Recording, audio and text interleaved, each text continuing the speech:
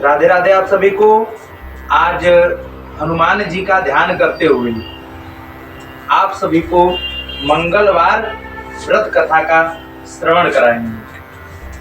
मनोजवम मारुततुल्य वेगम जितेन्द्रियं बुद्धिमतां वरिष्ठं वातात्मजं वानरयूथमुख्यं श्रीरामदूतं शरणं प्रपद्ये। श्रीरामदूतं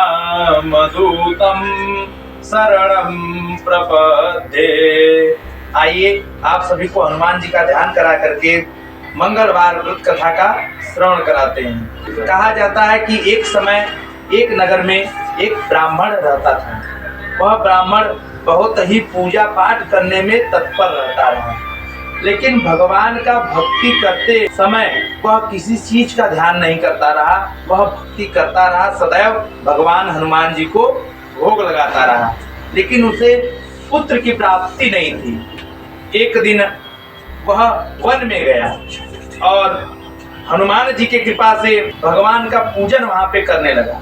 हनुमान जी महाराज का रोज वह भोग लगाए, सेवा करे और प्रार्थना करे। और उस प्रार्थना में जानते हो क्या मांगता रहा? वह मांगता रहा कि हे भगवान, मुझे एक पुत्र दे दो या पुत्री दे दो, लेकिन उसे पुत्र या पुत्री की प्राप्ति नहीं होती रही। इसी कारण वह वन में तपस्या करता रहा और इधर घर में ब्राह्मणी भगवान का पूजन करती थी। हनुमान जी महाराज का इस प्रकार पूजन करती थी कि रोज सुबह उठ करके भगवान का पूजन करके हनुमान जी महाराज को हर मंगलवार के दिन व्रत रखती रही और व्रत रख के भोग लगाती रही वह ब्राह्मणी। एक दिन क्या हुआ कि कोई व्रत त्योहार आ गया, ऐसा त्योहार जिस कारण वह प्रसाद बना नहीं पाए। देखिए, भगवत आज्ञा होती है, भाग्योदय न बहुजन्म समझते न।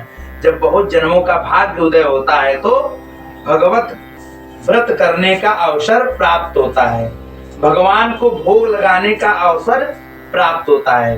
हनुमान जी का बहुत विशेष महत्व है। कलयुग में हनुमान जी चिरंजीवी में आते हैं। बोला गया अस्वस्थामा बलिर्व्यासो हनुमानश्च विभीषण कृपा परशुरामश्च सप्तैसा चिरंजीवी।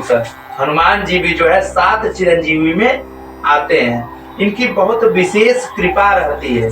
तब वह ब्राह्मणी भोग नहीं लगा पाई। कोई व्रत त्योहार आ गया या कोई ऐसा सिचुएशन आ गया जिससे वह ब्राह्मणी भोग नहीं लगा पाई। तो बोली कि अब अगले मंगलवार को जब हनुमान जी महाराज का भोग लगाऊंगी तभी व्रत को करूंगी, तभी उस मेरा व्रत पूरा होगा। अब 6 दिन तक भगवान के व्रत में लीन रही और 7वें दिन जब भोग लगाने का समय आया तो उसको मूर्छा आ गई। किसको मूर्छा आ गई? उस ब्राह्मणी को। वह ब्राह्मण तो वन में तपस्या कर रहा था, लेकिन उस ब्राह्मणी को मूर्छा आ गई। अब ब्राह्मणी बड़ी चिंतित हुई, मूर्छा आ गई है, बेहोश हो गई है। अब हनुमान जी को इस भक्ति से प्रसन्न हो गए। देखिए, भगवान जब भक्ति से आपके प्रसन्न होते हैं ना तो स्वयं दर्शन आपको देते हैं। मानते हैं कि मैं बार बार कहता हूँ कि कलयुग में भगवान का दर्शन दुर्लभ है, लेकिन वह युग दूसरा था जिस युग में भगवान स्वयं परीक्षा लेते रहे और स्वयं दर्शन देते रहे। देखिए, हनुमान जी का दर्शन ब्राह्मणी को बाल रूप में हुआ। अब हनुमान जी प्रसन्न हो गए, उसके व्रत से प्रसन्न हो गए। अब हनुमान जी बाल रूप में दर्शन दिए कि हे ब्राह्मणी, तुमको मेरे जैसा बलवान पुत्र की प्राप्ति होगी और उसका नाम मंगल ही रखना, मंगल। अब मैंने बताया कि ब्राह्मणी को 9 मास के पर्यंत 10वें मास में हनुमान जी की कृपा से एक पुत्र की प्राप्ति हुई। अब पुत्र का नाम मंगल रखा। इधर अब ब्राह्मण की भी तपस्या पूर्ण हो गई, ब्राह्मण की भी तपस्या पूर्ण हो गई और उसको ये पता नहीं था कि हनुमान जी स्वयं दर्शन दे करके पुत्र की प्राप्ति का आशीर्वाद दिए हैं। अब यह घर आया और जब घर आया तो एक बालक को अपने आंगन में खेलते हुए देखा। उसे चिंता हुई, वह आश्चर्य रह गया कि यह बालक है कौन, मैं तो था ही नहीं, कहीं मेरी ब्राह्मणी उल्टा और व्यभिचारिणी नहीं हो गई है ना। पुत्र, मैं वन में गया तपस्या करने, इधर पुत्र हो गया। लेकिन ब्राह्मण को ये बात नहीं पता थी कि जो पुत्र खेल रहा है वह पुत्र हनुमान जी के प्रसाद द्वारा प्राप्त हुआ है। देखिए, हनुमान जी की बड़ी विशेष कृपा होती है। बोला गया है ना, छूटे ही बंदी महासुख हुई। आप बंधन से आजाद भी हो सकते हैं, आपको महासुख की प्राप्ति भी हो सकती है। हनुमान चालीसा में है, छूटे ही बंदी महासुख हुई। आप हनुमान जी की कृपा अगर आप पे हो जाए तो आप हर बंधन से आजाद हो सकते हैं। भय से भयभीत प्राणी भय से छूट सकते हैं। और धन से, जिसके पास धन नहीं होगा वह धन से परिपूर्ण हो सकते हैं। बोला गया, हनुमान जी को बताया गया, एक बहुत सुंदर प्रसंग आता है कि जब रामचंद्र जी से हनुमान जी का मिलन होना था तो स्वयं रुद्रावतार हनुमान जी महाराज स्वयं शंकर जी महाराज के साथ बंदर के भेष में वहां गए थे। और उसी बंदर को दशरथ जी से राम जी लेने की जिद करने लगे। बोले कि हे पिताजी, मुझे यही बंदर चाहिए जिसके साथ मैं खेलूंगा। तब से भगवान श्री राम की विशेष कृपा हनुमान जी पे होती है।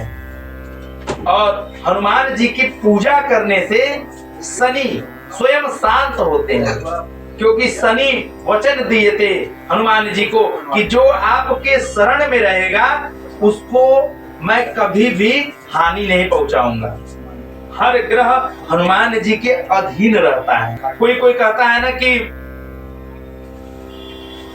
हर देवी देवता का एक ही प्रभाव रहता है, लेकिन नहीं, हनुमान जी का विशेष प्रभाव रहता है। स्वयं ब्रह्मचारी, ब्रह्मचर्य को धारण करने वाले भगवान हनुमान जी महाराज का स्वरूप, शरीर, जिनको ये बात पता है, जिनको ये बात पता है कि मैं स्वयं समुद्र को लांघ सकता हूं। जामवंत द्वारा उनको याद दिलाया गया कि आप स्वयं समुद्र को लांघ सकते हैं। तब हनुमान जी महाराज लांघ के गए थे। तो उनकी विशेष कृपा जिसपे हो जाए उसका कभी हानि नहीं होगा। तो इधर ब्राह्मण वन से आया और अपने आंगन में एक बालक को खेलते देख करके बहुत आश्चर्यचकित हुआ कि बोला कि हे कुलटा, ये किसका पुत्र है जो दरवाजे पे खेल रहा है, ये आंगन में खेल रहा है।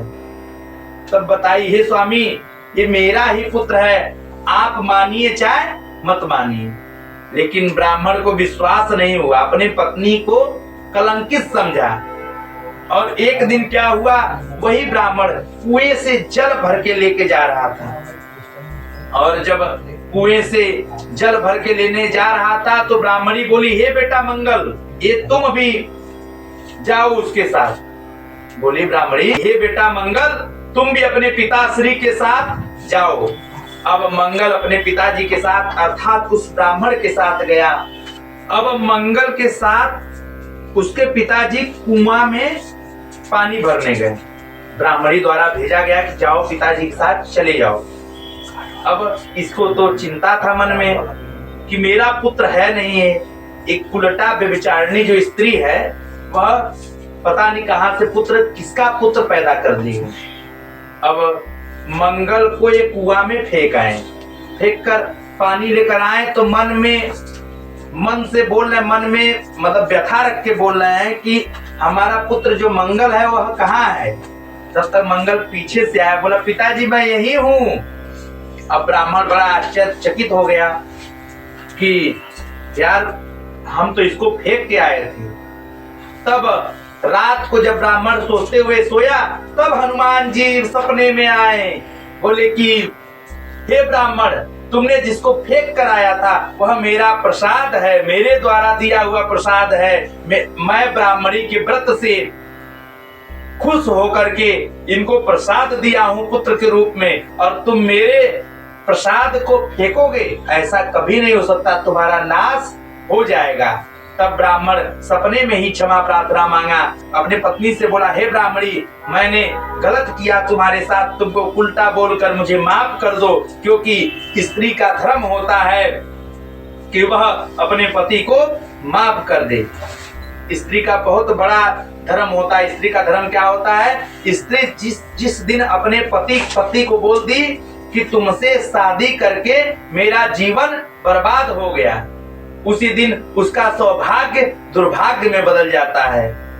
इसलिए स्त्रियों से निवेदन है कि कोई भी व्रत पूजन करे, अपने पति की सेवा जरूर करें, और मंगलवार व्रत करने से बहुत लाभ मिलता है। पुत्र पुत्रादि की कामना परिपूर्ण होती है। बंधन में बंधा हुआ प्राणी बंधन से विमुक्त हो जाता है, इसमें कोई संशय नहीं है। जो मनुष्य मंगलवार व्रत को करता है वह मनुष्य को उत्तम लोक की प्राप्ति होती है। उत्तम लोक अर्थात अगर आप पृथ्वी पे हैं तो भोगेंगे नहीं, शरीर छोड़ते हैं तो आपको स्वर्ग मिलेगा। जो भी मनुष्य भगवान के फलदायिनी कथा को पढ़ता और सुनता है वह सांसारिक बंधनों से मुक्ति पा जाता है। अब मंगलवार व्रत की विधि क्या है?